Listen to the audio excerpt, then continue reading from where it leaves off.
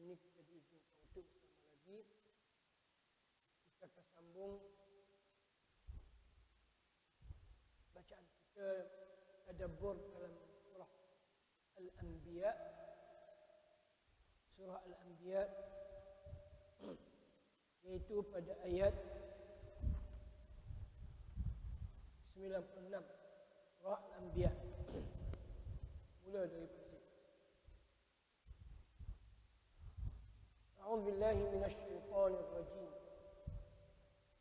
Hatta idza futihat Ya'juj wa Ma'juj wa hum min kulli hadabin yansilun. Demikianlah keadaan mereka. Demikianlah keadaan mereka hingga apabila terbuka tembok yang menyekat Ya'juj dan Ma'juj, serta mereka meluru turun daripada tiap-tiap tempat yang tinggi. Itu yang dirahmati Allah. Ayat ini sambungan daripada apa yang kita baca pertemuan yang lepas, di mana pada ayat 92 Allah SWT menyebut setelah melalui kisah beberapa orang Rasul yang diutuskan kepada kaum masing-masing, maka pada ayat 92 Allah Ta'ala menyebut inna hadhihi ummatukum ummatan wahidah wa ana rabbukum fa'budun. Inna hadhihi ummatukum ummatan wahidah. Sesungguhnya ini itu agama Islam. Inilah agama kami. Artinya millah ataupun agama Islam merupakan agama yang satu. Agama yang satu di sisi Allah sejak daripada Nabi Adam, seterusnya Nabi Nuh, Nabi Ibrahim, Nabi Musa, dan last sekali Nabi Allah Isa. Mereka semuanya berada di atas satu agama, iaitu agama Islam. Yang mana di atas agama Islam itulah semua para nabi bersepakat, sepakat semua, yang mana mereka wajib berada di atas satu agama yang disebut sebagai ummah wahidah. Tidak ada satu orang nabi pun, tidak ada seorang nabi pun yang berlainan agamanya, melainkan agama Islam. Allah sebagai Tuhan, di hujung itu Allah Ta'ala sebut pada ayat 92, wa ana rabbukum, maka akulah Tuhan kamu, maka sembahlah aku, sembahlah kamu akan datang. Kamu semua di atas agama yang satu, maka aku adalah Tuhan kamu, hanya akulah yang kamu mesti sembah. Itu pada ayat lepas. Setelah keadaan berlalu masa, maka pada ayat 93 Allah Ta'ala sebut mereka wataqatta'u, dalam ada agama Nabi ini satu, tapi aqatta'u, dalam pada itu mereka berpecah, berselisih dalam urusan agama, berselisih dalam urusan agama. Artinya mereka lari daripada ajaran Rasul yang sebenar. Maka mereka berselisih, berpecah belah. Jadi perpecahan itu berlaku pertemuan antara yang beriman dengan yang bukan, yang kafir. Yang kafir berlaku pertemuan.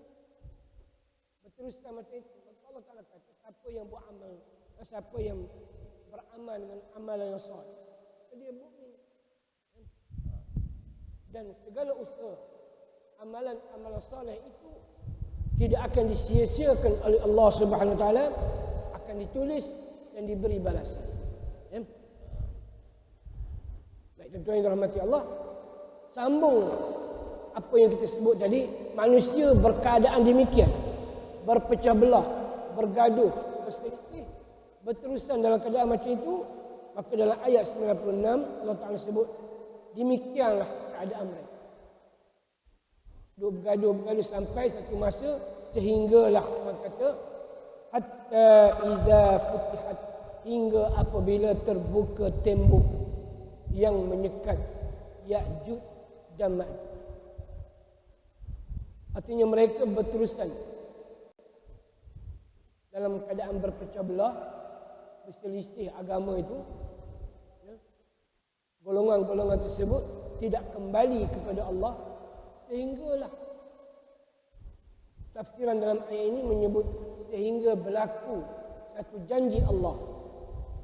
Apa janji Allah? Pecahnya tembok yang menyekat Ya'juj dan Ma'juj. Apa petanda itu? Tanda kiamat. Sampai kiamat pun masih lagi berpecah belah.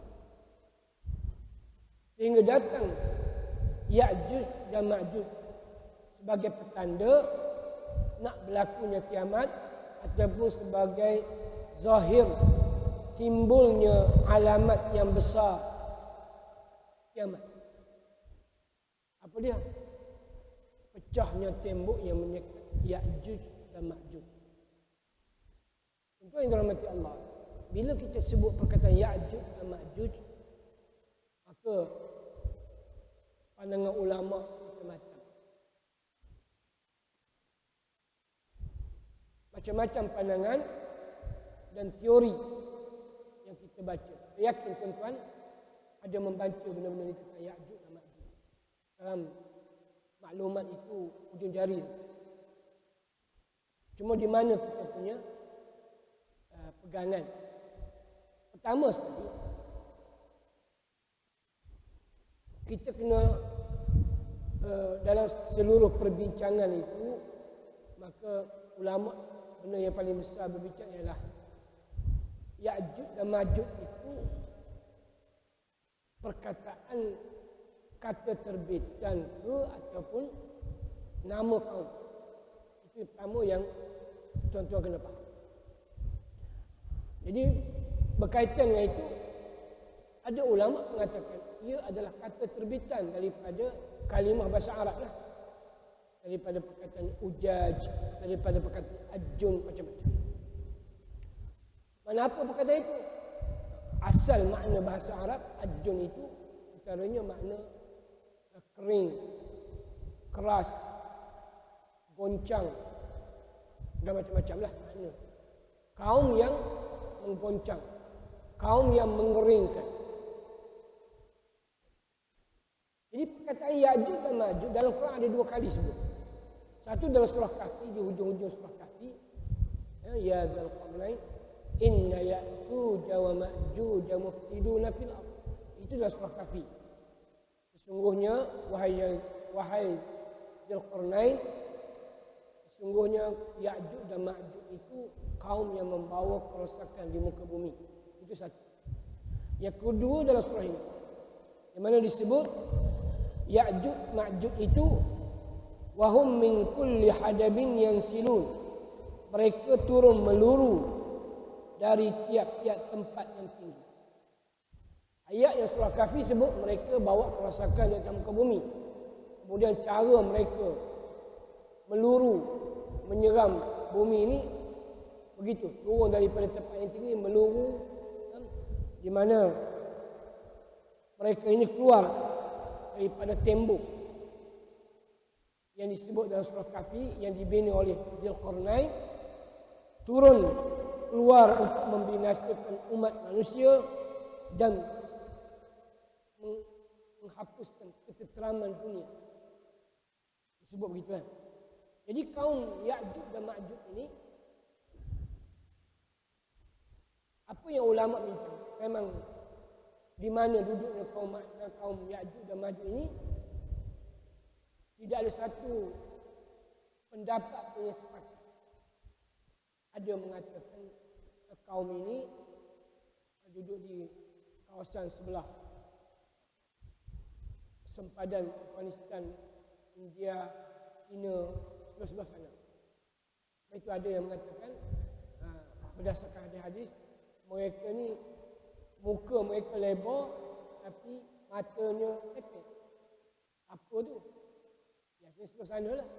Golongan-golongan Mongol, Mongolia sana. Allah. Jadi apa yang penting? Quran dia tidak cerita apa kaum itu, cuma disebut saja Ya'juj dan Ma'juj. Di mana tempat kaum itu tak disebut. Di mana duduknya tembok yang menyekat mereka itu pun tak disebut. Sebab apa? Quran bukan cerita pasal sejarah. Tapi yang penting pengajaran yang diambil daripada kisah tersebut. Pertama yang disebut dalam Quran, puak-puak ni golongan yang membawa kerosakan. Bila dia datang di atas muka bumi, dia bawa kerosakan. Dan cara dia menyerang itu disebut dalam ini, turun daripada tempat tinggi meluru. Macam air banjir gitu. Meluru daripada bila disekat dam ataupun empangan pecah, macam mana gaya air. Macam itulah mereka ni menyerang. Baik.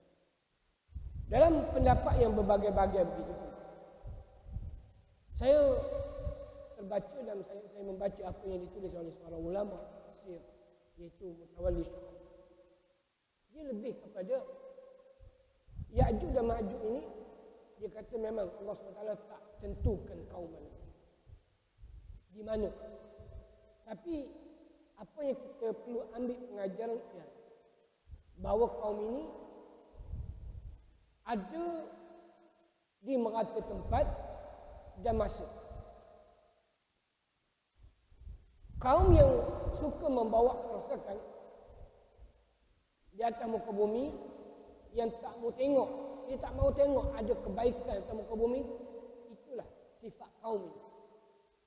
Dia lebih kepada supaya kita tidak sibuk habis masa mengkaji siapa orang yang tak nak. Dia lebih kepada itu.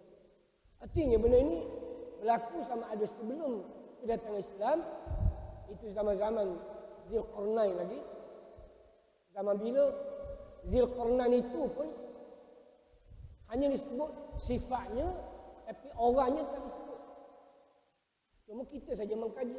Ada kata ini, orang ini, dia kata Alexander the Great dan sebagainya. Semua itu tak disebut. Dan tidak menepati ciri-ciri Zulkarnain yang disebut dalam surah. Tak menepati. Kalau kita nak tuju siapa orangnya, memang tak menepati. Susah. Tapi yang penting apa yang dia buat, dia sebagai raja, apa yang dia buat, apa tugasnya untuk melindungi rakyat, itu yang penting dia tengok.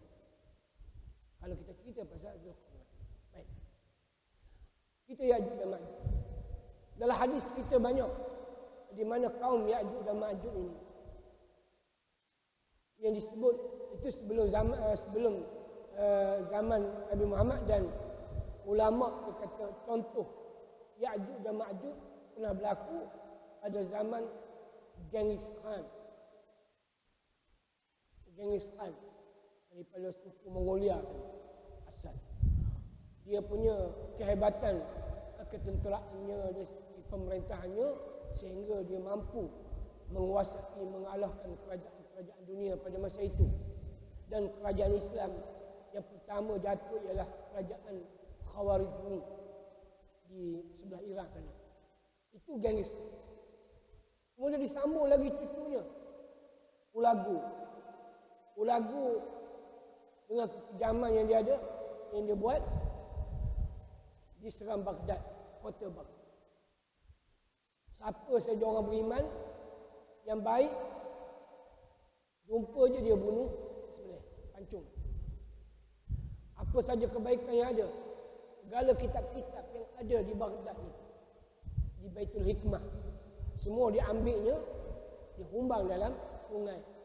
Boleh dijadikan titi jambatan untuk menyeberangi sungai Furat. Berubah air dengan dakwat kitab yang dicampur. Begitu juga berubah air sungai Furat itu dengan darah-darah muslimin yang dibunuh. Ribuan. Itulah sifat mereka membawa kerosakan.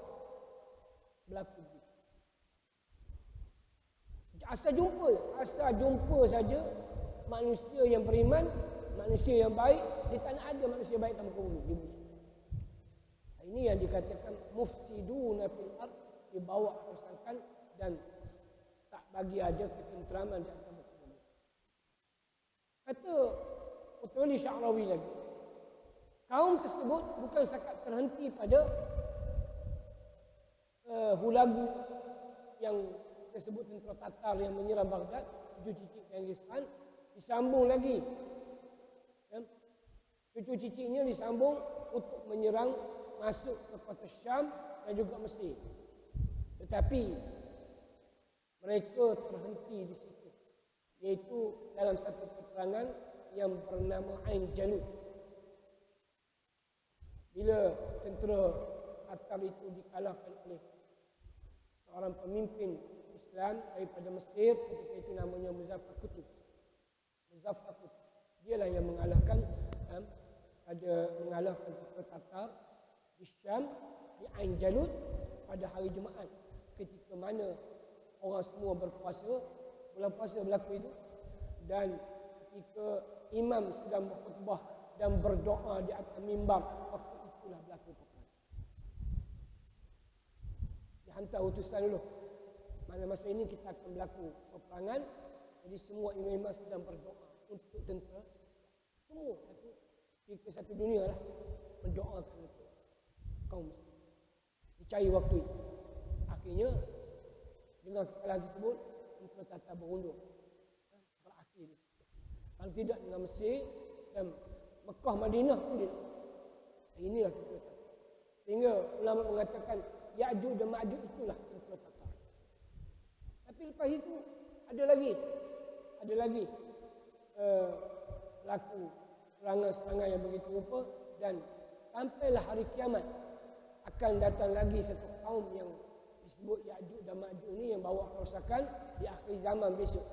Selepas turunnya Nabi Isa AS, inilah yang apabila tembok yang menyekat mereka itu, satu kaum yang bila dia menyerang muka bumi, macam itu juga. Tak akan ada ketika itu manusia yang beriman, mereka semuanya akan dibunuh. Semua akan dibunuh. Dan mereka ini dalam satu hadis sangat hebat, kuat. Nabi kata mereka itu umurnya panjang dan mempunyai kekuatan sehingga mereka itu tidak mati, mereka setelah ada anak 1000 setiap orang. 1000 setiap orang anak. Macam mana gaya ni? Ramainya mereka. Apa saja yang ada di atas muka bumi mereka makan, mereka tak kira. Tumbuhan ke, binatang ke, orang pun mereka makan. Orang pun disebut dalam wallahu a'lam macam mana apa. Orang pun mereka makan. Manusia mereka makan. Dahsyatnya berlaku. Dan akhir sekali orang Islam dah memang masa itu ditakdirkan memang tak mampu nak lawan, tidak ada satu pun yang mampu melawan mereka ini, sehingga mereka menyelamatkan diri di atas bukit-bukit lari. Akhirnya Allah SWT hancurkan mereka dengan mereka ini dimakan ulat. Mereka dimakan ulat, mati semua. Sebut begitulah, dimakan ulat. Wallahu a'lam. Sehingga apabila mereka mati berkelimpangan mayat Ya'juj dan Ma'juj ini, apabila Nabi Isa turun, adalah keadaan ketika itu bau busuk, bangkai mereka, mayat mereka itu busuk, sehingga Allah SWT hantar untuk menghabisi jasad-jasad mereka. Dan satu dunia begitu kan. Wallahu a'lam. Itu antara disebut tentang yang kita sempat bacalah berkaitan dengan Ya'juj dan Ma'juj, tuan-tuan boleh rujuk. Dan dalam penjelasan tentang Ya'juj dan Ma'juj ini ada dalam tulisan fatwa Al-Bayan Linnas, iaitu tulisan Dr. Zulkifli Bakri. Akhirnya jadi mufti wilayah dulu, jadi tulis berkaitan dengan Ya'juj dan Al-Fitan. Sebab pada masa itu di negara kita ni banyak sangat tulisan-tulisan berkaitan dengan tekaan-tekaan siapa dia kaum Ya'juj dan Ma'juj. Ada kata Cina, ada kata Rusia, ada kata Amerika, macam-macam. Jadi iaitu bukan kerja kita menentukan, tapi kerja kita ialah kita melihat sifat mereka itu yang jenis bawa kerosakan atas muka bumi, itulah Ya'juj dan Ma'juj. Tapi kerosakannya memang dahsyat. Allah.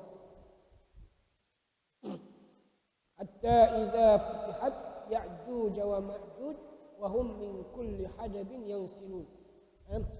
Kaum Ya'juj dan Ma'juj ni sudah ada tadi dibinasakan oleh Allah Subhanahu wa taala dengan serangan sejenis ulat yang membunuh. Demikian menurut hadis Sahih Muslim, hadis Abu Daud, Tirmizi dan Nasa'i dan Ibnu Majah.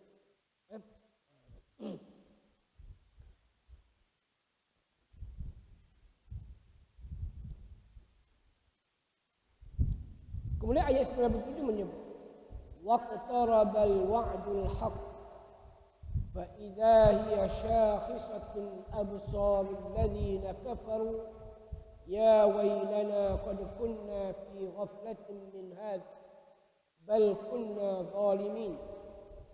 Dan hampirlah datangnya janji hari kiamat yang benar, maka dengan serta mereka pandangan mata orang-orang yang kufur ingkar terbelia sambil berkata dengan cemas, aduhai celakanya kami, sesungguhnya kami telah tinggal di dalam keadaan yang melalaikan kami daripada memikirkan perkara ini.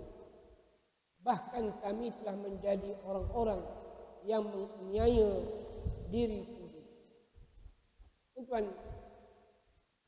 jadi setelah kita sebut tentang keadaan manusia ini bercakaran, berselisih, sehingga datang masa dekat nak kiamat turunnya Ya'juj dan Ma'juj.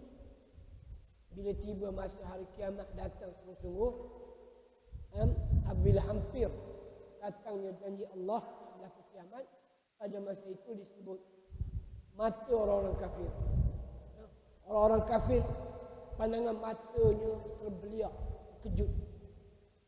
Masa itu baru terkejut. Ya. Terkejut. Jadi terkejut kerana apa? Kerana keadaan dahsyat yang berlaku, sedangkan benda itu sudah disebut, dicerita, diingatkan oleh para nabi, diingatkan oleh golongan-golongan yang menyatakan kebenaran. Tiba-tiba apa yang dicakap itu datang betul-betul hari kiamat. Ketika itu terbeliak mata, dan ketika itulah tahu dicakap, aduhai celakalah. Rupanya selama ini kita lalai, tak pedulikan apa yang dinasihatkan. Pada ayat 98 Allah Ta'ala berfirman, innakum wa ma ta'buduna min dunillahi hasabu jahannam antum laha waridun. Sesungguhnya kamu dan apa yang kamu sembah yang lain dari Allah menjadi bahan-bahan bakaran yang dilemparkan ke dalam neraka jahannam. Kamu sudah tetap akan memasukinya. Allah sebut innakum. Apa dia innakum? Mereka yang kafir tadi yang terbeliak, itu golongan yang kafir, golongan yang musyrikin. Sesungguhnya kamu, wahai orang musyrikin, wahai orang yang kafir dengan Allah, yang menyembah berhala, yang menyembah patung-patung dan apa yang kamu sembah lain daripada Allah, menjadi apa? Hasabu jahannam. Kamu menjadi bahan bakar api neraka. Kamu semua akan masuk. Kamu dan apa yang kamu sembah itu masuk sama-sama dalam neraka. Tuan, Sebut perkataan hasabu ni dengan perkataan waqud dalam surah lain. Hasabun bahan bakar, dalam surah lain disebut waqud, iaitu surah Baqarah ayat 24. Ingat ayat itu kan? Fattaqun nar allati waquduha an-nas wal hijar. Fattaqun nar, takutlah kamu neraka, allati waquduha, yang mana bahan bakarannya an-nas, manusia, wal hijar, dan batu. Dia bukan kayu api lagi, batu jadi bahan bakar. Batu dengan kayu panas lagi batu, macam batu arang, lagi panas. Itulah bahan bakar api neraka. Yang menyembah masuk neraka, yang disembah itu pun masuk neraka juga. Tapi kata ulama, masuk neraka batu-batu itu sebagai menambah bakaran, menambah, bukan kerana nak menyesanya. Sebab mereka tak bersalah. Yang menyembah mereka itu manusia, ataupun batu kayu itu tak minta manusia menyembahnya, tapi mereka dimasukkan ke dalam neraka sebagai bahan bakar untuk menambah bakaran, untuk menambah celaan terhadap golongan-golongan kafir. Begitu juga dalam ayat ini Tuhan sebut perkataan ma ni apa yang kamu semua, tak termasuk manusia. Tak termasuk manusia. Ini ma ni benda-benda yang betul-betul berhala. Tapi ada juga yang manusia sembah selain daripada batu kayu itu manusia. Jadi manusia itu ada yang disembah, tapi mereka tak minta disembah. Macam mana Nabi Isa, Nabi, dia tak minta kaumnya menyembah dia. Adakah dia masuk sama dalam neraka? Tak. Nabi tidak. Itu disebut sini ma, apa yang disembahkan. Tak sebut man. Man itu siapa? Ma itu apa? Tapi kalau sekiranya manusia itu tahu dia disembah, dia dianggap sebagai Tuhan, dan dia suka orang sembah dia pun sama-sama masuk neraka. Sama. Termasuk juga manusia yang disembah dan dia tahu dia itu bukan Tuhan yang patut disembah, tapi dia suka orang sembah dia, sama-sama duduk dengan penyembah-penyembah. Jadi tuan, innakum wa ma ta'buduna min dunillah ashabu jahannam antum laha waridun. Kamu akan memasukinya sama-sama dengan penyembah-penyembah itu. Lau kana haula'i alih ma waraduha. Kalaulah mereka yang kamu sembah itu Tuhan-Tuhan, tentulah mereka tidak masuk ke dalam neraka. Dan ketahuilah, semuanya yang menyembah dan yang disembah akan kekal dalam neraka selama-lamanya. Kita sebut tadi, termasuk yang masuk neraka ini selain daripada penyembah-penyembah selain daripada Allah, termasuk juga ialah berhala. Begitu juga iblis yang menggoda manusia supaya menyembah berhala-berhala itu. Begitu juga pengikut-pengikut yang sama dengan perangai iblis, bersama dengan penyembah-penyembahnya. Di mana iblis ini dia bukan Tuhan, tapi orang yang menganggap dia Tuhan dan ikut apa yang dia kata.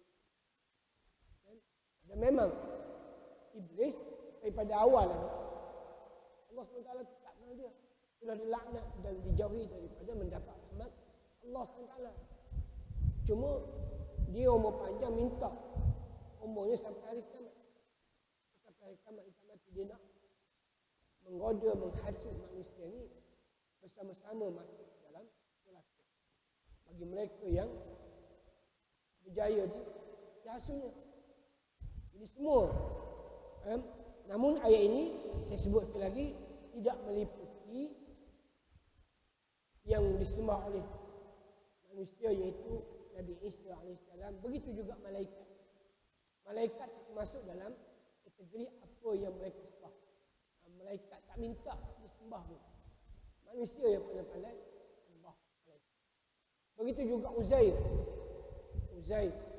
Orang Yahudi mengaku sebagai Tuhan, disembah. Mereka tak minta. Uzair tak minta disembah. Yahudi yang pandai-pandai sembah. Baik. Lahum fiha zafirun wa hum fiha la yasma'un. Mereka mendayu-dayu kesakitan dalam neraka. Dan mereka pula di situ tidak dapat mendengar sesuatu yang menyenangkan. Lahum fiha zafir. Dalam neraka itu, kerana terlampau dahsyatnya azab, perihnya sakit dalam neraka tersebut, sampai terdengar suara-suara keluhan, merintih kesakitan, ya, sehingga disebut sini zafir ini bunyi nafas itu terlalu sakitnya bunyi nafas, ya, yang keluar daripada dalam perut, itu maknanya zafir, dengusan nafas keluar daripada dalam perut sampai terdengar kuat sangat. Lahum zafir fiha zafirun wa hum fiha la yasma'un. Tetapi terlampau sakit, maka kata di sini mereka pula di situ tidak dapat mendengar sesuatu yang menyenangkan. Benda yang sedap tak dapat didengar dalam neraka. Hanya dengar suara pekikan, suara yang nafas yang sedang diazab. Itu saja yang mereka dengar. Kerana apa? Kerana dalam neraka itu terlampau azab. Tak mendengar. Mereka tak dapat dengar apa yang menyenangkan ataupun tak dapat mendengar apa yang memberi manfaat kepada mereka. Itu saja yang mereka dengar, suara azab malaikat Zabaniyah. Setelah diterangkan keadaan ahli neraka dalam ayat tadi, pada ayat 101 Allah Ta'ala menyebut pula golongan-golongan yang berada dalam kebahagiaan. Allah kata, innal ladzina sabaqat lahum minnal husna ulaika anhum mub'adun. Sesungguhnya orang-orang yang telah tetap dari dulu lagi memperolehi kebaikan dari kami, mereka dijauhkan dari neraka. Tuan-tuan, bila cerita azab neraka dan golongan-golongan yang berada dalam neraka, Allah Ta'ala mesti cerita dalam Quran orang yang mendapat bahagia, orang yang mendapat balasan surga. Diterangkan itu. Siapa dia ni? Iaitu orang-orang yang Allah SWT tentukan untuknya mendapat kebahagiaan. Iaitu pada masa hidup di dunia dahulu, mereka telah melakukan amal-amal soleh terlebih dahulu di dunia. Mereka melakukan amal-amal soleh, amal-amal kebajikan, amal-amal yang membawa kebahagiaan mereka di akhirat, mereka buatlah.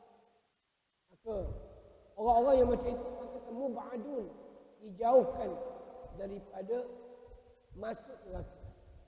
Bukan setakat dijauhkan daripada masuk neraka, suara-suara yang mekik, yang sakit itu pun mereka tak dengar. Suara gerung neraka itu tak dengar. Ya, benda-benda yang menyakitkan itu, yang menggerungkan. Orang-orang yang bahagia, golongan-golongan yang mendapat berita gembira ganjaran surga ini, mereka yang diberi taufik, kekuatan oleh Allah untuk mengerjakan ketaatan, mereka tidak mendengar perkara itu.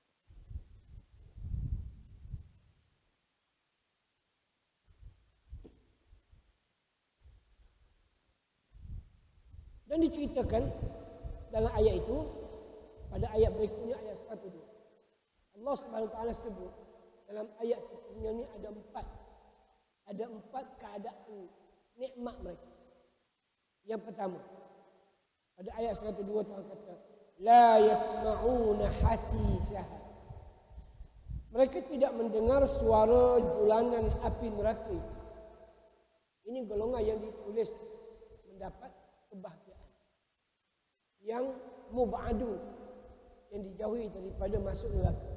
Pertama sekali, nikmat yang mereka rasa ialah mereka tak mendengar hasis. Apa dia hasis? Tak mendengar suara julangan api neraka. Api yang neraka ni dia punya julangan yang sangat ngeri punya. Bunyi suara kan. La yasma'una hasisah. Tak mendengar suara neraka itu. Tak mendengar bagaimana bakaran api neraka itu jasad orang kafir. Tak dengar. Ya, tidak. Apatah lagi nak terkena bunga-bunga api rasa ataupun bahan panasnya pun tak dirasai langsung. Itu yang kedua, wahum ma fi mashtahat anfusuhum khalidun. Mereka akan kekal selamanya di dalam nikmat-nikmat syurga yang diingini oleh jiwa mereka. Allah Ta'ala sebut mereka kekal selama-lamanya di dalam syurga itu, mengecapi apa yang mereka ingini daripada nikmat-nikmat syurga. Mereka mengecapi segala kelazatan syurga itu. Ya, disebut di sini perkataan mashtahat. Mashtahat apa mana? Apa yang dituntut, apa yang diingini oleh nafsu kita, itulah kita punya syahwat. Apa yang diingini oleh hawa nafsu, kelazatan itu yang kedua. Kemudian yang ketiga, pada ayat 103 disebut la yahzunuhumul faza'ul akbar. Huru-hara besar yang amat mengerikan pada hari kiamat itu tidak merungsingkan mereka.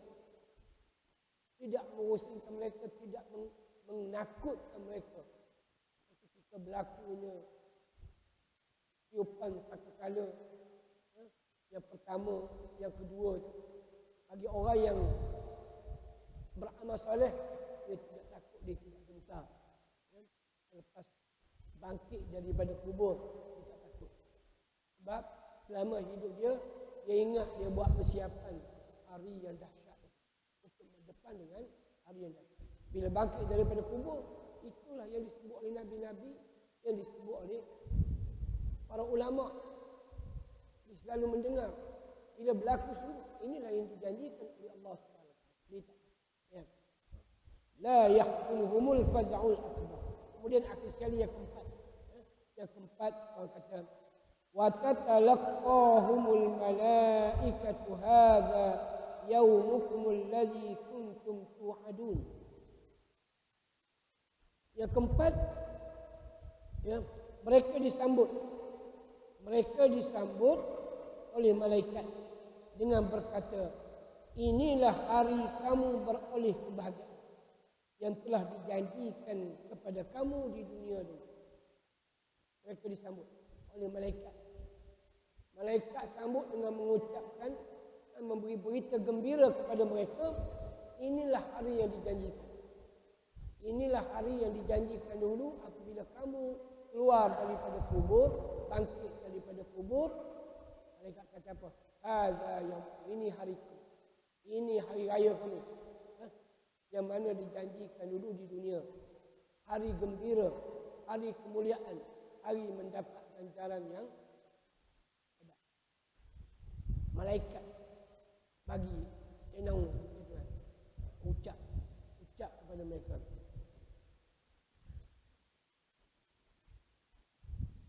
Bila berlaku itu, tersebut pada hari kiamat itu, sifatnya macam mana? Tuhan kata, yauma natwis sama. Ingatlah cerita-cerita ini, Tuhan kata, ingatlah hari kami menggulungkan langit, natwis sama, qatayyis ijillil kutub, iaitu hari kami menggulungkan langit seperti menggulung lembaran surat katikan, sebagaimana kami mulakan wujudnya sesuatu kejadian. Kama bada'na awwala khalqin nu'iduh wa'dan 'alaina inna kunna fa'ilin. Sebagaimana kami mulakan wujudnya sesuatu kejadian, kami ulangi wujudnya lagi. Sebagai satu janji yang ditanggung oleh kami, sungguhnya kami tetap laksana. Jadi apa apa yang disebut tadi pasti Allah Taala akan ada tuan-tuan janji macam itu, dan insya-Allah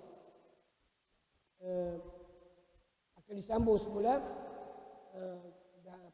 perkongsian kita ini pada ayat 105, iaitu Allah Subhanahu Wa Taala akan beritahu pada ayat 105 nanti apa yang Tuhan tentukan kepada hamba-hambanya yang soleh, disebut lagi. Benda-benda ini Allah Taala dah tetapkan di dalam kitab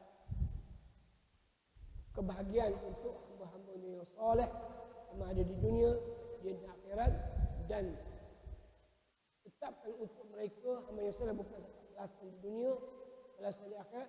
Di dunia lagi pun Allah Taala akan wariskan bumi ini kepada mereka yang sambungan kepada ayat ini pada masa akan datang.